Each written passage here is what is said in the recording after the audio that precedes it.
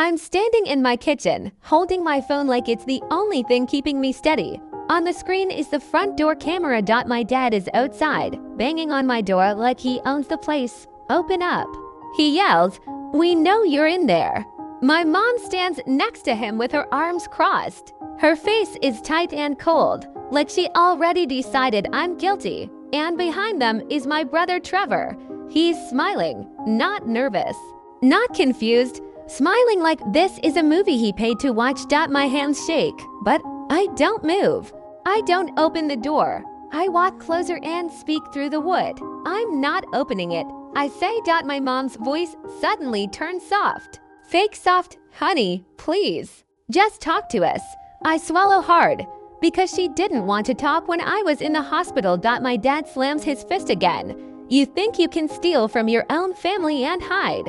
Steal, that word hits me like a slap. I glance at the kitchen table. There are legal papers spread out, a sealed envelope, a key.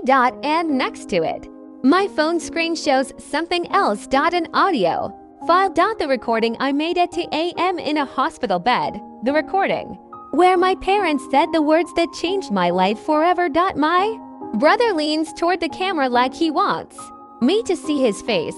"Open the door," Trevor says, "or we'll tell everyone what you did." My mom nods. "You took what should have been ours." I feel my chest tighten.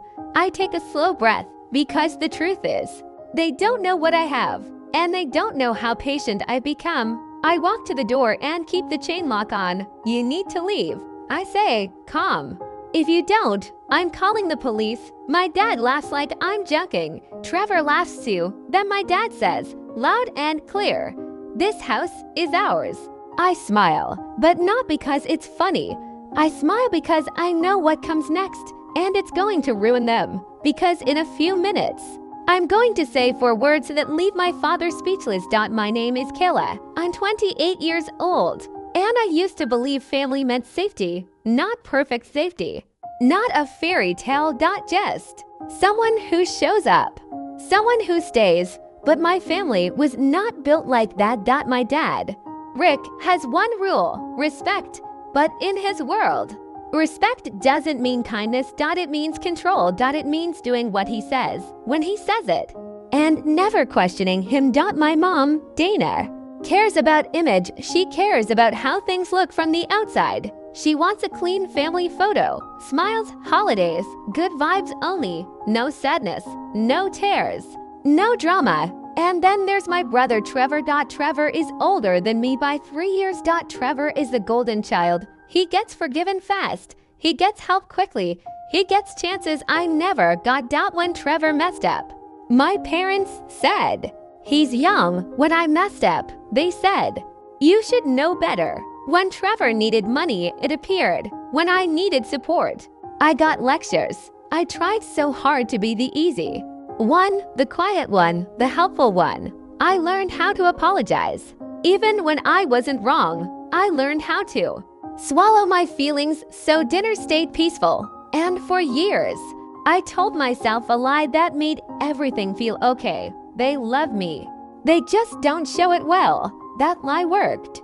Until I got sick. Because sickness doesn't care about your lies. Sickness shows you who people really are.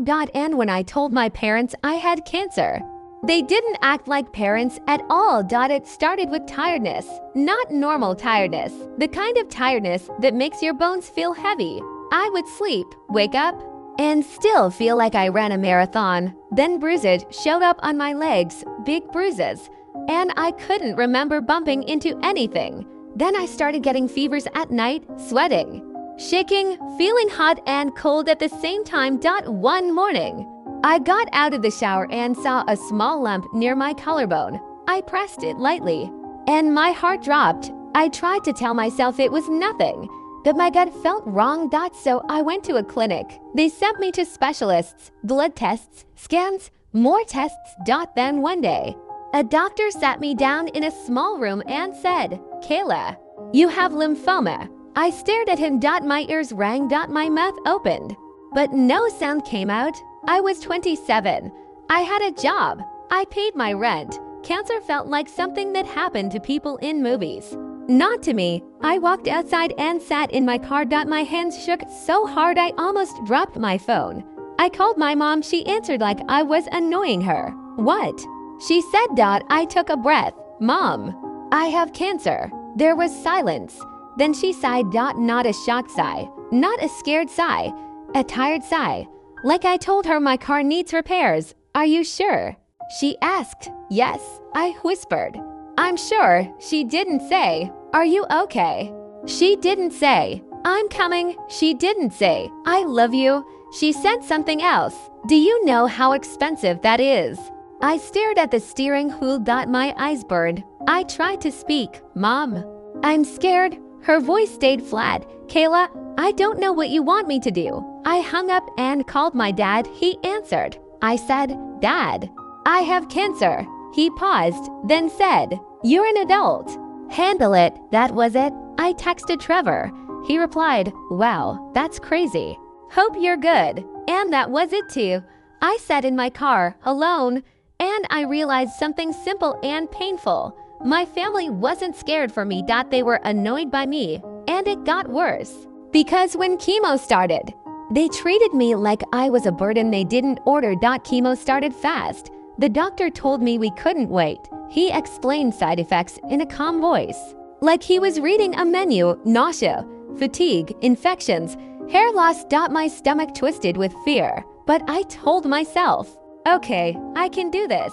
I lived alone in a small apartment about 20 minutes from my parents. At first, I tried to act strong. I bought ginger tea. I made a little plan. I told myself I could handle most days. But after the first chemo session, I understood the truth. I couldn't. I got home and collapsed. The nausea was like waves. My head pounded. My body felt like it had been hit by a truck. I sat on my bathroom floor and thought, I need help. So I went to my parents' house. I sat at their dining table like a child asking permission. My mom stayed busy in the kitchen, not looking at me. My dad sat with his arms crossed, already annoyed. Trevor was on the couch, scrolling on his phone. I took a breath. I need help, I said. Just for a while. My dad raised an eyebrow. With what? Rides sometimes, I said. Food, someone to check on me. Chemo is rough. My dad leaned back. No, just one word. No. I blinked. Dad, I'm not asking for money. I'm asking for support. My mom finally looked at me. Her face was tight. Kayla, we can't have that negativity in this house. Negativity. Like cancer was bad energy. My throat tightened. Mom, I'm scared. She looked away. Trevor has a lot going on, she said. We can't stop our lives. I turned to Trevor. Trevor, can you drive me sometimes? He didn't look up. Nah, he said. I've got stuff. I sat there, trying not to cry. My dad stood up like the conversation was over. If you can't handle your life, that's on you, he said. I left. I drove home with blurry eyes. When I got inside my apartment, I sank to the floor and cried so hard my stomach hurt. And that's the night I started recording voice memos. Not for revenge. Not to expose them. I started recording because I felt like I was losing my mind. Because every time they hurt me, they acted like it didn't happen, like I imagined it not. So I hit record. And I saved my reality. That decision saved me later. Because one night in the hospital, they said something so cruel. I still hear it in my sleep. 2 weeks into chemo, my body crashed. I got a fever that wouldn't go down. My skin felt hot. My hands were cold. I couldn't stop shaking. I tried to drink water, but it came right back up. I ended up in the emergency room. They rushed me into a room, hooked me to N4, and ran tests. The nurse told me my immune system was low, very low. That meant a small infection could turn deadly fast. I lay in the hospital bed, staring at the ceiling. It was late. The lights were harsh. The room smelled like clean chemicals. I felt small. I felt scared. And I felt alone. So at 2 a.m., I called my mom. Before she answered, I hit record. She picked up. What? She said. I swallowed. Mom, I'm in the hospital. I'm scared. Can you come? There was a pause. Then she said it cold clear. Kayla, I'm not doing this. You're too expensive to love. I froze. My heart stopped for a second. I whispered, what? Then my dad's voice came through the phone, loud and angry. Stop babying her.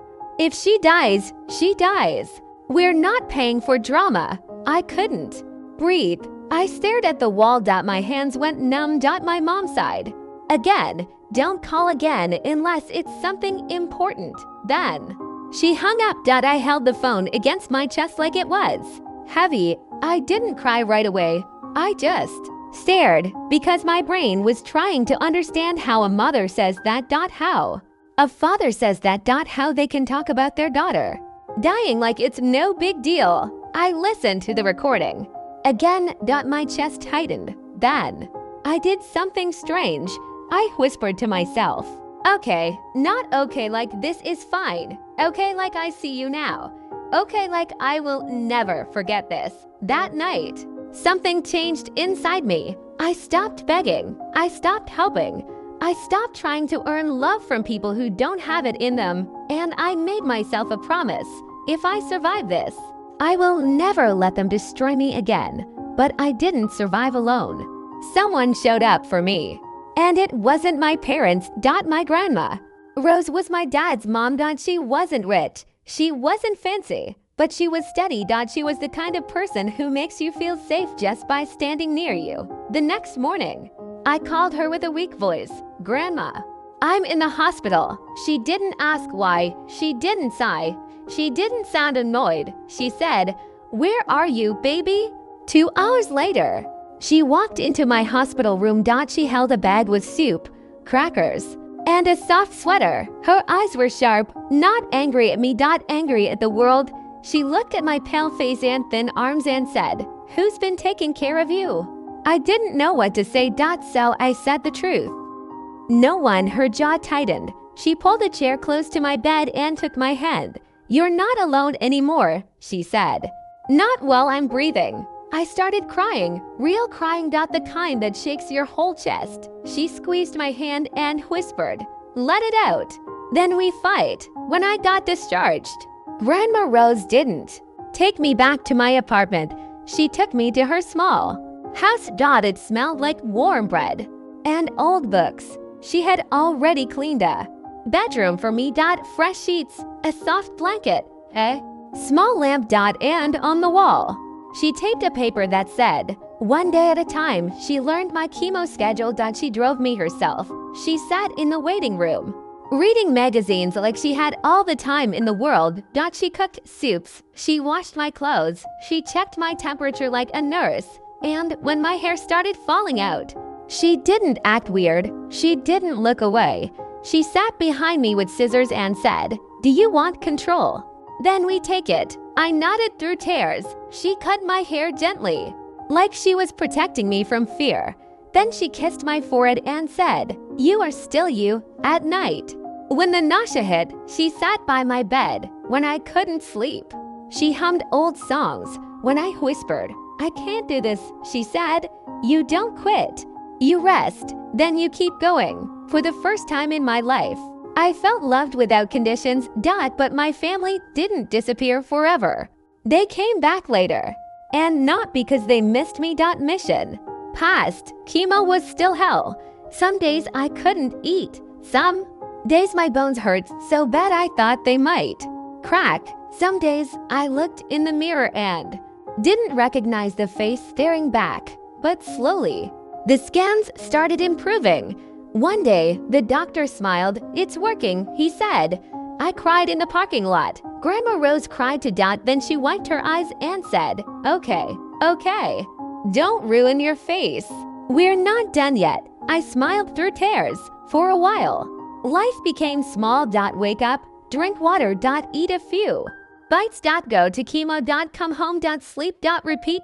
Grandma kept everything calm. She didn't let me fall into dark thoughts for too long. If she noticed I was quiet, she'd say, talk to me. If I said, I'm fine, she'd say, no, you're not. And somehow, with her steady love, I kept moving. Then I hit remission. The Doctor said the word and my body felt light for the first time in months. Remission. I wanted to call my parents, not because they deserved it, but because I was still that girl who wanted her family to finally be proud. Grandma?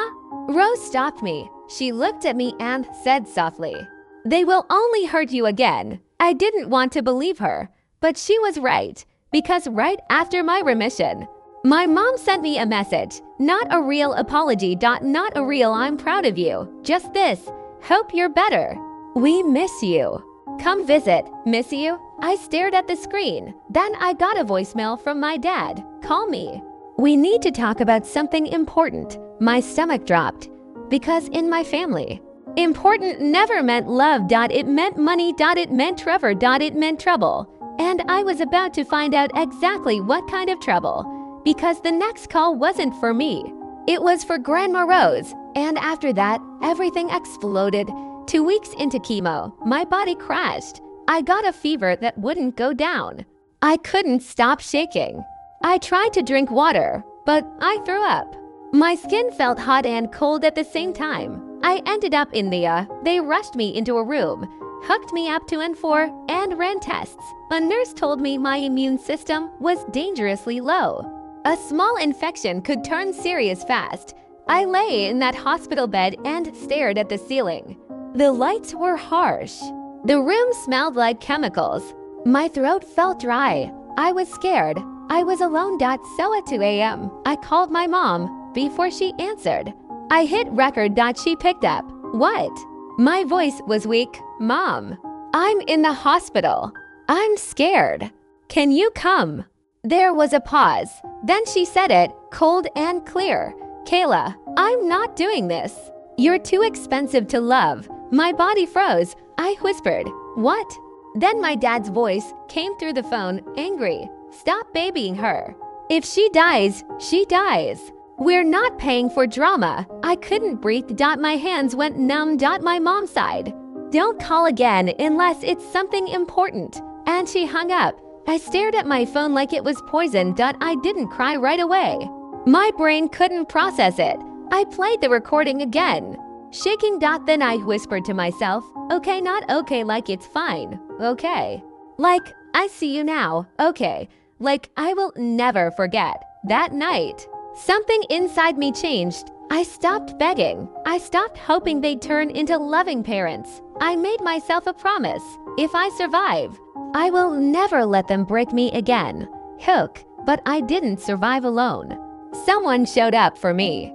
And it wasn't my parents. The next morning, I called the only person who ever felt safe. My Grandma Rose, my dad's mom. My voice cracked. "Grandma, I'm in the hospital." She didn't sigh. She didn't ask, "How expensive is it?" She didn't sound annoyed. She said, "Where are you, baby?" 2 hours later, she walked into my room holding a bag with soup, crackers, and a soft sweater. Her eyes were sharp, not angry at me. Angry at the world. She looked at my pale face and whispered, "Who's been taking care of you?" I didn't know what to say, so I said the truth. "No one." Her jaw tightened. She pulled a chair close, took my hand, and said, "You are not alone anymore. Not while I'm breathing." I started crying, real crying. The kind that shakes your chest. She squeezed my hand. "Let it out," she said. "Then we fight." When I got discharged, Grandma Rose didn't send me back to my apartment. She took me to her small house. It smelled like warm food and old books. She had already cleaned a bedroom for me. Fresh sheets, soft blankets, a small lamp, and on the wall, a paper that said, "One day at a time." She learned my chemo schedule and drove me. Herself, she sat in waiting rooms like she had all the time in the world. She cooked soups and soft foods. She washed my clothes. She checked my temperature. She cleaned everything like a nurse. When my hair started falling out, I cried in the bathroom. Grandma knocked gently. "Can I come in?" I opened the door, and she saw my hair in my hand. She didn't look away. She didn't act weird. She said, "Do you want control? Then we take it." She took scissors, sat behind me, and cut my hair carefully. Then she kissed my forehead. "You are still you," she whispered. Some nights I threw up until my stomach hurt. Some nights my bones ached. Some nights I stared at the ceiling and felt fear trying to swallow. Emmy, Grandma would sit beside my bed and hum old songs if I whispered. "I can't do this," she'd say. "You don't quit, you rest. Then you keep going." For the first time in my life, I felt love without conditions.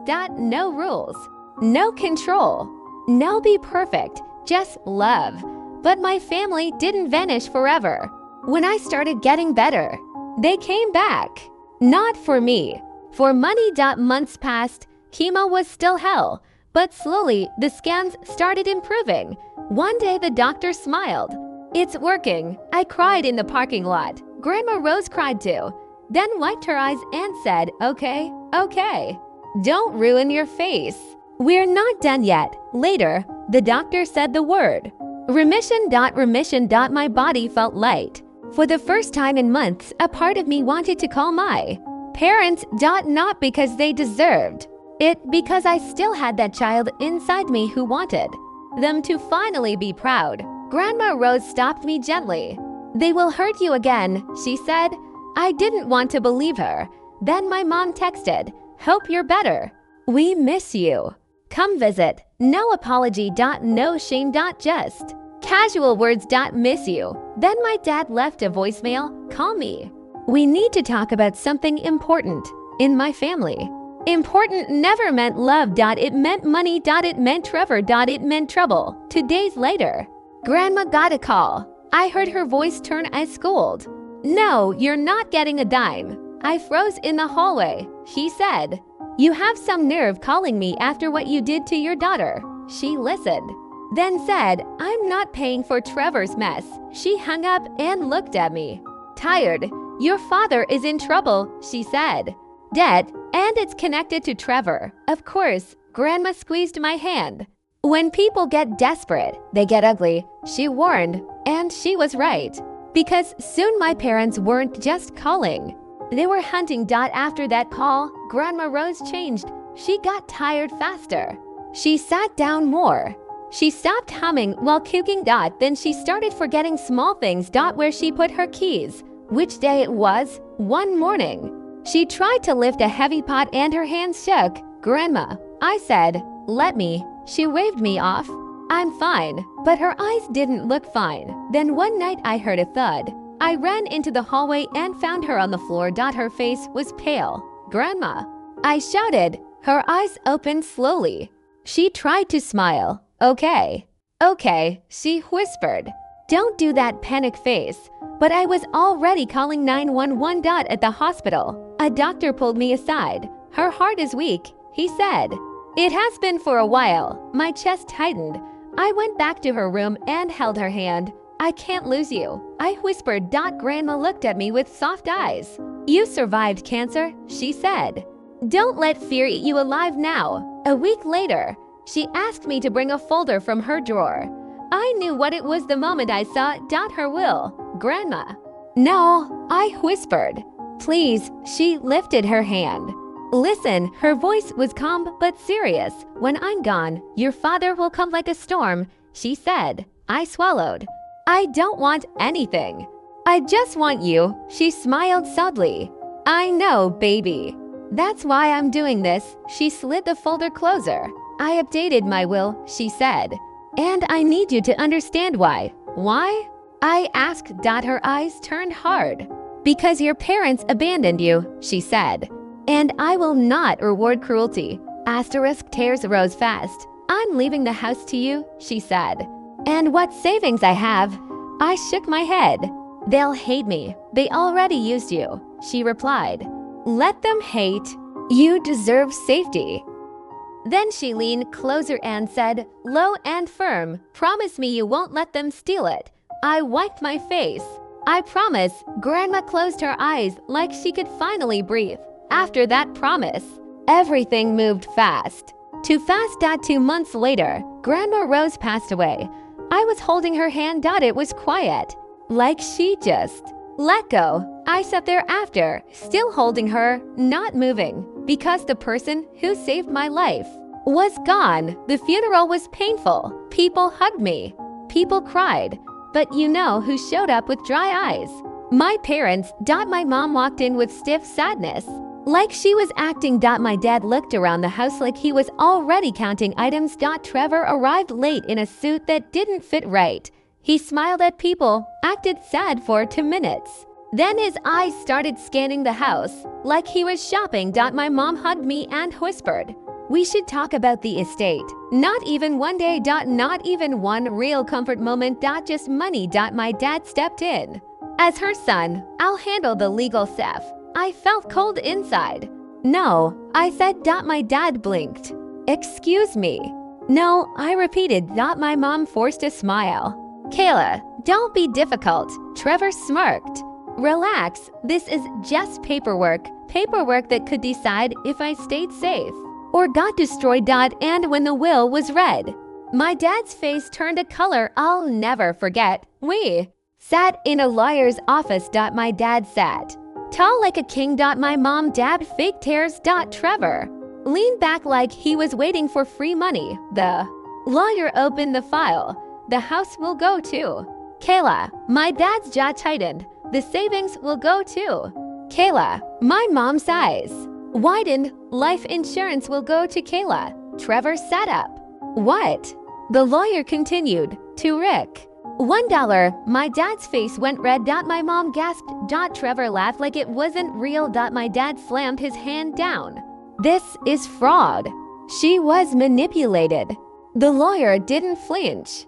Mrs. Rose included a letter. He slid it across the table toward me. I opened it with shaking hands. Grandma's handwriting filled the page. She wrote she was of sound mind. She wrote she made this choice on purpose. Then the line that made my throat close. Kayla was abandoned by her parents when she was sick. I will not reward cruelty. My mom snapped up. That's a lie. My dad pointed at me. You did this. You turned her against us. Trevor sneered. You tricked her. I looked at them. And for the first time in my life, I didn't flinch. I said calmly, do you want to hear the recording? The room went silent. My mom's eyes flickered. My dad's mouth opened, but no words came out. Trevor's smirk vanished because they knew exactly what recording I meant. My dad stood fast. We'll contest this, he hissed. My mom leaned close, low and nasty. You ungrateful little girl, Trevor muttered. This isn't over. They stormed out. 2 days later, letters started coming, legal-looking envelopes. Threats. Claims I manipulated an elderly woman, warnings they would take this to court. My hands shook when I opened them, not because I believed them, because I realized they were willing to attack me in public. To lie loudly. To ruin my name. I hired a lawyer. My lawyer reviewed the will, the letter, and Grandma's notes receipts. Proof she paid for my treatments when my parents refused. He said, this is strong.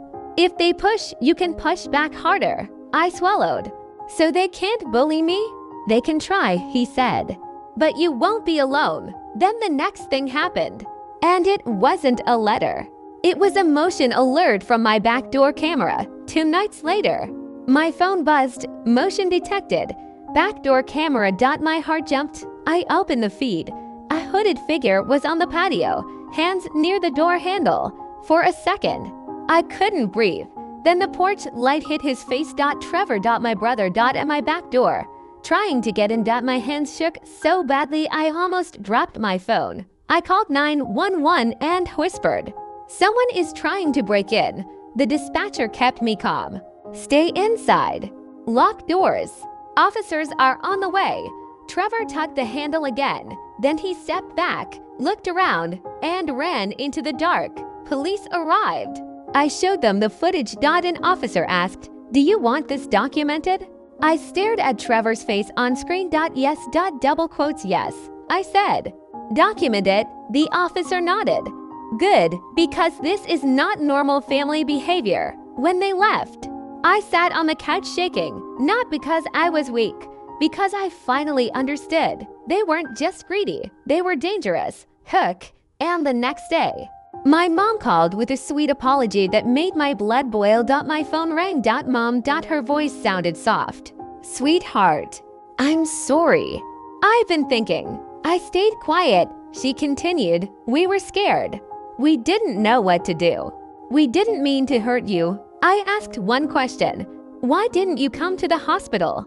Her voice changed fast. Annoyed. Kayla, that was hard for us too. She snapped. For us. Like my cancer was about them. I said calmly. I have a recording. Silence. Then she hissed. You're really going to blackmail your own mother? This isn't blackmail, I said. It's the truth. Then she tried a new weapon. Your grandma would want peace. The moment she used grandma's name like that, something inside me went cold. Don't use her, I said. My mom's voice turned sharp. You think you're better than us now? You got lucky. Lucky.cancer. Lucky. I hung up. Hook. After that, I stopped waiting for them to change. I decided to trap them with their own words. My lawyer warned they might contest the will. So I planned a clean trap. I texted my mom, if you want to talk, meet me at a cafe. Public place. 1 hour, she replied fast. Finally. We can fix this.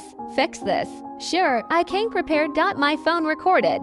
Audio. A friend sat behind me in another booth too.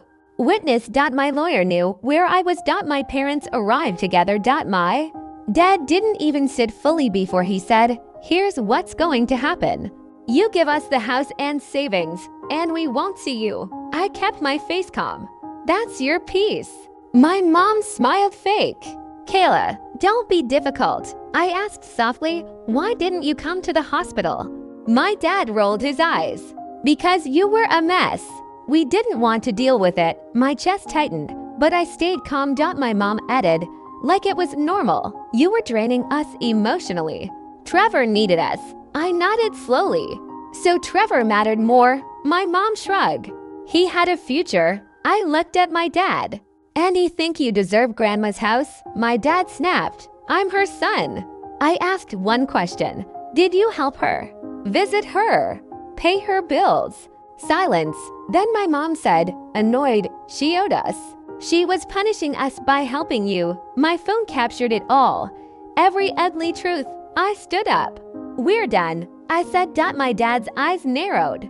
This isn't over. It is for me, I said.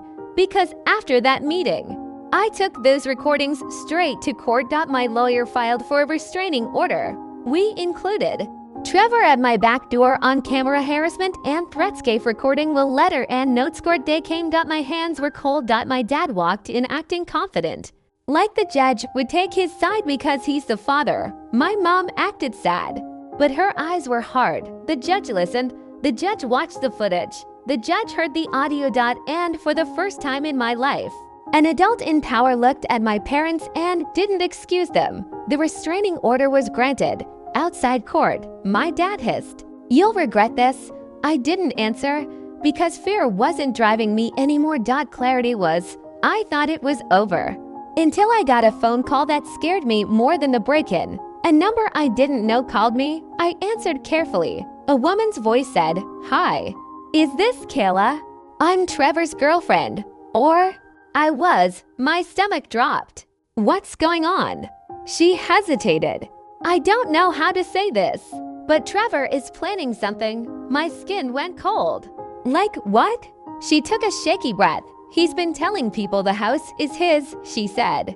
And he was looking into getting you declared unfit and fit. I felt dizzy and fit. I repeated. She whispered. He said your cancer made you unstable, that you're not mentally okay. He wanted control. He wanted to claim you can't manage your own life. My hands started shaking, but this time it was anger. Because now it wasn't just money. It was my name, my life, my freedom. I asked, why are you telling me? She paused. Because I heard him laughing about it, she said. It was evil. I couldn't stay quiet. I thanked her and hung up. Then I sat on my couch and stared at the wall. Trevor wasn't just spoiled. He was dangerous. And I made a final decision. I wasn't just going to defend myself. I was going to lock every door forever. And the way I did it ended their control over me for good. I didn't fight with yelling. I fought with planning. I locked my credit. I changed passwords. I updated legal. DOCUMENTSI upgraded cameras and lights. I told neighbors to call police if they saw my family near my house. I told my workplace not to share information. I saved every message, got every voicemail, every threat. Then I wrote one final letter through my lawyer. Not a begging letter, not an emotional letter, a boundary letter. It said, "You abandoned me during cancer treatment. You do not get to benefit from the person who saved me. Do not contact me. Do not come to my home. Any contact will be documented and reported. If you need forgiveness, seek therapy. If you need money, get a job. This is my final answer." After that, the call slowed. The threats slowed because they understood something now. I wasn't alone. And I wasn't scared. A cousin later told me my mom was furious. She thinks she's so strong now. My mom said. And for the first time, that didn't hurt. It felt true. I was strong now. Not because cancer made me hard, because Grandma Rose showed me what love is. And the ending isn't about revenge. It's about the one thing they can never take from me again. Asterisk on the anniversary of my remission. I drove to Grandma Rose's grave. I brought fresh flowers. I sat on the grass and let the silence sit with me. I whispered, "I'm okay. I'm safe. I miss you every day." Then I said the truth out loud. You were the only one who stayed for years. I thought that meant I was unlovable, like I wasn't worth staying for. But Grandma proved that was a lie. She stayed. She drove me to chemo. She fed me when I couldn't eat. She held my hand when I thought I was going to die. She loved me when my parents treated me like a bill. And because she loved me, I learned this. Love is not loud. Love is not controlling. Love doesn't disappear when life gets hard. Love stays. So if you're watching this and you're the easy one in your family, if you forgive first, every time, please hear me. You don't have to keep bleeding to prove you're good. You can set boundaries. You can choose yourself. Protecting yourself isn't revenge. It's survival. And sometimes the best revenge is living a calm, happy life far away from the people who tried to break you. If you want more true style family drama and revenge stories, subscribe to Familia Drama Stories.